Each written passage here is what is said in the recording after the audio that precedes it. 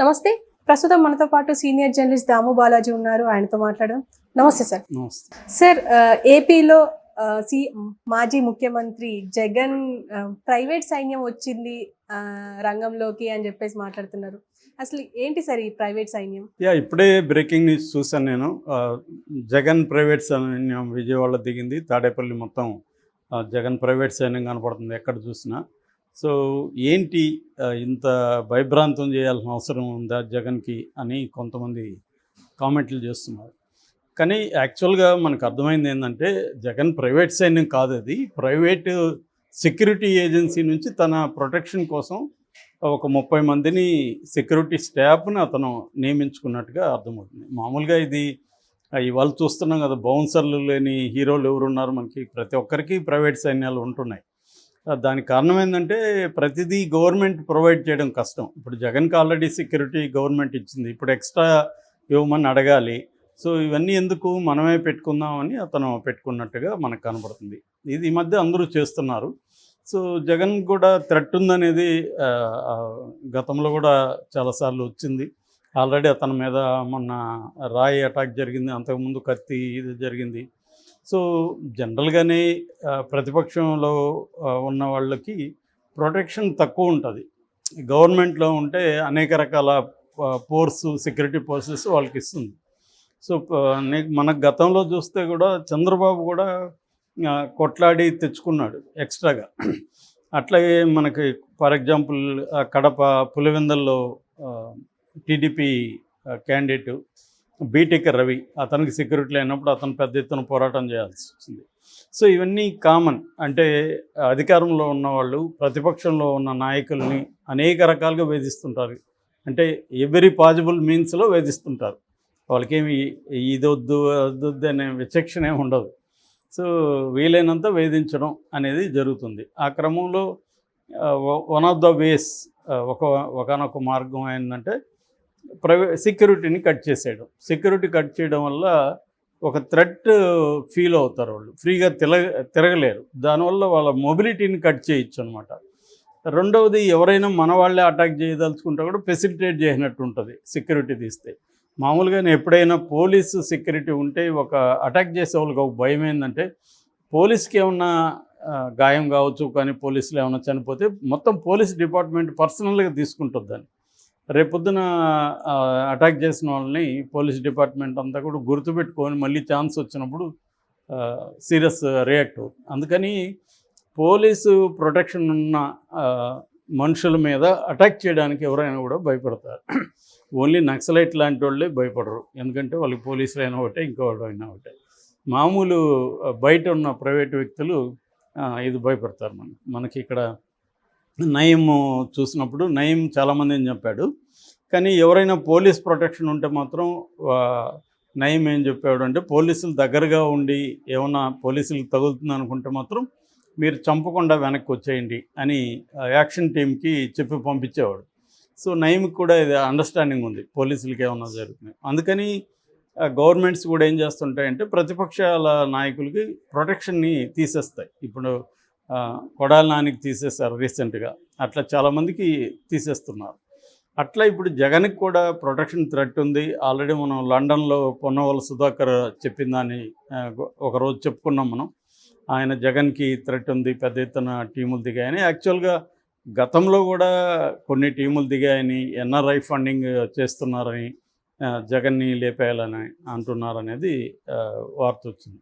So ఈ నేపథ్యంలో పొన్నవోలు కూడా లండన్లో వైఎస్ఆర్సీపీ అభిమానులతో ఆయన సమావేశమైనప్పుడు ఆయన కన్నీళ్లు పెట్టుకొని జగన్ను మనం అంతా కాపాడుకోవాలి ఇలాగే చెప్పాడు. సో అట్లాగే మొన్న ఇంకొక వీడియో కూడా చెప్పుకున్నాం. మన ఆయన ఎవరు, నర్సీపట్నం అయ్యన్న పాత్రుడు కూడా అయ్యన్న పాత్రుడు దగ్గరికి ఒక వ్యక్తి వచ్చి జగన్ని మనం ఓడించాము, కానీ అతను ఇంకా బలం ఉంది, డబ్బులు ఉన్నాయి, అతని మనుషులు తెలంగాణ గవర్నమెంట్లో కూడా మంత్రులుగా ఉన్నారు, ఇలాగంతా చెప్తే దాన్ని సింప్లిఫై చేసి ఓడించాం కానీ చంపలేదంటారు మీరు. సో అందుకనే పాముని చచ్చేవరు కొట్టాలంటారు. సో ఇది బాగుంది అని ఆయన రెండోసారి దాన్ని చెప్పి, సో ఓడిస్తే సరిపోదు, చంపేయాలి అనేది అతను చెప్పాడు. అతను చెప్పింది ఏంటంటే ఫిజికల్గా చంపమని అయితే కాదు, పొలిటికల్గా చంపేయాలనేది. పొలిటికల్గా కావచ్చు, అతని సపోర్ట్ సిస్టమ్స్ అన్నిటినీ వేర్లు అంటాం కదా, సపోర్టింగ్ వేర్లు వాటన్నిటినీ కట్ చేసేయాలి. అంటే ఫండింగ్ కావచ్చు, తనకున్న రిలేషన్షిప్స్ కావచ్చు, అవన్నీ కట్ చేయాలనేది అతని ఉద్దేశం. కానీ దాన్ని వైసీపీ వాళ్ళు జగన్ని చంపేయాలని అయ్యన్న పాత్రుడు ప్లాన్ చేస్తున్నారని చెప్పారు. నిజానికి జగన్ని ఫిజికల్గా చంపాలని ఆయన చెప్పలేదు. ఆయన చెప్పిన దాన్ని నా ఖాయం చేసి దాన్ని ఒక సిస్టమేటిక్గా తీసుకొచ్చాడు. దీన్ని నేను బయట కూడా వాడతానని కూడా చెప్పాడు ఆయన.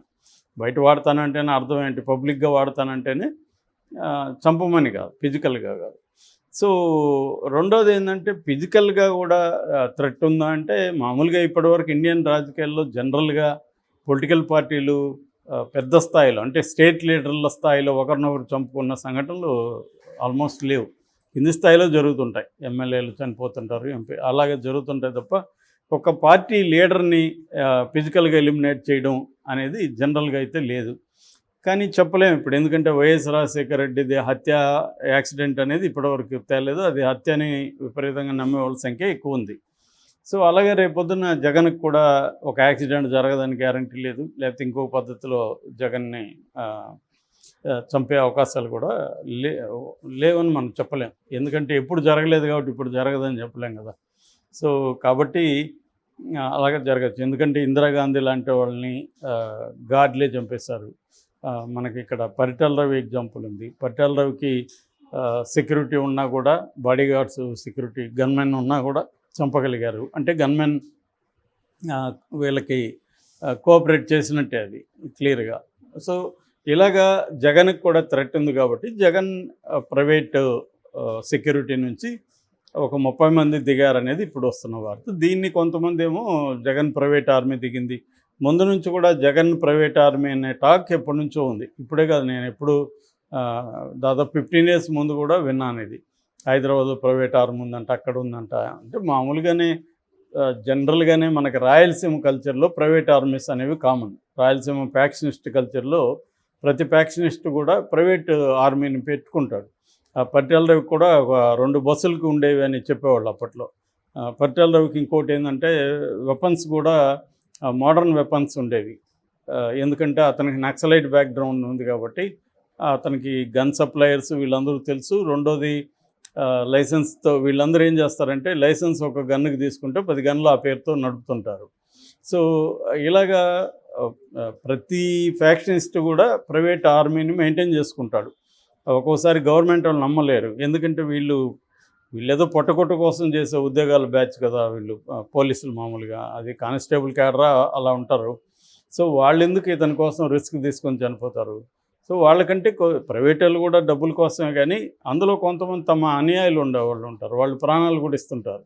స్వామి భక్తి కూడా ఉంటుంది అలాంటి వాళ్ళకి. సో అలాంటి వాళ్ళు కొంతమందిని పెట్టుకుంటారు. సో ఏదేమైనా పోలీసుల కంటే వీళ్ళు బెటర్ అని ఫీల్ అవుతారు ప్రైవేట్ ఆర్మీ. సో తమ కంట్రోల్ పోలీసులేమో ప్రతిదీ. రెండోది వీళ్ళు ఎక్కడ తిరిగినా ఏం తిరిగినా వాళ్ళు రిపోర్ట్ చేయాలి. సో నువ్వు ఫ్రీగా తిరగలేవు. అదే ప్రైవేట్ వాళ్ళు అనుకో, వాళ్ళు ఇవన్నీ పట్టించుకోరు. వాళ్ళకి ఏంటంటే మా అన్న బాగా చూసుకుంటున్నాడు లేదా అది చూసుకుంటే కొంత లాయల్ ఇది కూడా ఏర్పడుతుంది. సో అందుకని జగన్ కూడా ఇప్పుడు పరదాలు కడుతున్నారు అది ఇదని. సో ఆ సెక్యూరిటీ చేసుకునేవాడు. ఇప్పుడు జనంలోకి వెళ్ళాలి, ఓదార్పు యాత్ర ఉంది, దాని తర్వాత పాదయాత్ర చేయాలి, ప్రజల్లో వెళ్ళాలి. ఎందుకంటే అసెంబ్లీలో అతనికి ప్రతిపక్ష హోదా ఇచ్చే పరిస్థితి లేదు. టెక్నికల్గా అయితే సాధ్యం కాదు, పొలిటికల్గా ఇవ్వాలనుకున్న చంద్రబాబు ఇచ్చే పరిస్థితి లేదు. అందుకని అది జగన్ కూడా ఐడియా ఉంది కాబట్టి సో మనం ప్రజల్లోనే తిరగాలి. గతంలో కూడా ప్రజల్లో ఉండడం ద్వారానే అతను గెలవగలిగాడు. సో ఇప్పుడు మళ్ళీ ఇంకా అదే ఏజ్ ఓల్డ్ టాక్టిక్స్ ఏదైతే ఉందో అదే ఎంచుకోవాలి. అదంతా తిరగాలంటే, ప్రజల్లో ఫ్రీగా తిరగాలంటే తన చుట్టూ ఒక వలయం అయితే ఏదో ఒకటి ఉండాలి. విజిబులా ఇన్విజిబులా అనేది ఒకటి ఉండాలి వలయం. సో ఈ వలయం కోసం అతను ప్లాన్ చేసుకుంటున్నట్టుగా అర్థమవుతుంది. ఏదేమైనా అతనికి ఖచ్చితంగా రిస్క్ అయితే ఉంటుంది.